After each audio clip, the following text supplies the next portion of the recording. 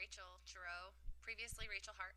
I had submitted some feedback about the fact that the students aren't able to see our quiz feedback on tests. So, for example, I'm just going to go into a class where the students have done a test.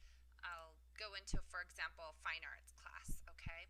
So I'm in this fine arts class, and when I go into the content, and I'm going into my week 3 lesson, and I've got some art history videos posted here that I've made a quiz for, that they're supposed to open up and take the quiz while they watch the videos. And if I go into my quiz setup, under the add and edit questions, you'll notice that in the questions that I've created, for example, this is a true and false question. I assign the 100% here to the false because the answer is false, and I put some feedback in there. Under this header here says feedback. So if they answer it false, they should be getting this feedback. It should say correct. The Stone Age was a prehistoric period before metal tools, agriculture, and domestication of animals existed. And this one would say incorrect. The Stone Age was a prehistoric period before da da da da. So I've been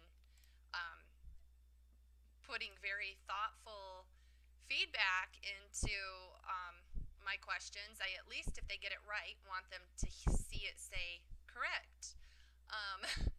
But when the students take the test, I had a student come into my classroom because she was like, I can't figure out, I keep getting one wrong and I don't know which one it is. And I'm like, well, it'll say correct when you get them right, so you should be able to figure it out, so you can go back and retake it and figure out what you did wrong.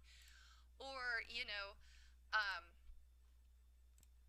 I might have something in the feedback that is continuing the learning process. Like, if they get it wrong, I want them to know that it was the Neolithic period, and that neo means new. So, like, I'm actually giving instruction in my feedback. I'm trying to make the test an engaging tool that the students can use to watch the videos and learn from. Like I put in the question, I put a hyperlink and ask them to go into the hyperlink and find some extended learning, and I'm trying to make it so that when they answer the questions, there's still more learning happening after they answer it. So I'm not really sure why they're not getting that that feedback. I don't know if there is something in here that I'm missing. I'm just going to hit cancel and take you to what I see if I were going to take the test. I'm going to save and close this, and I'm going to go in and I'm going to hit preview. So I can go in and I can start the quiz. And when I answer a quiz question, if I would like to think that if I clicked save on that question, I answered it, that my feedback would show up. But I can go back and I can click on every single one of these, and I can answer them all. And this is what the students can do too. It looks exactly the same. This is exactly what the students' view looks like, what I'm doing. And I go through and I answer them. And there are a lot of them. So that's a lot of learning that my students are missing out on with those answers that I put together. So I did not realize there were this many questions. Holy smokes, I'm so sorry that you're sitting here watching this. Okay, so then I click save. I save all the responses. And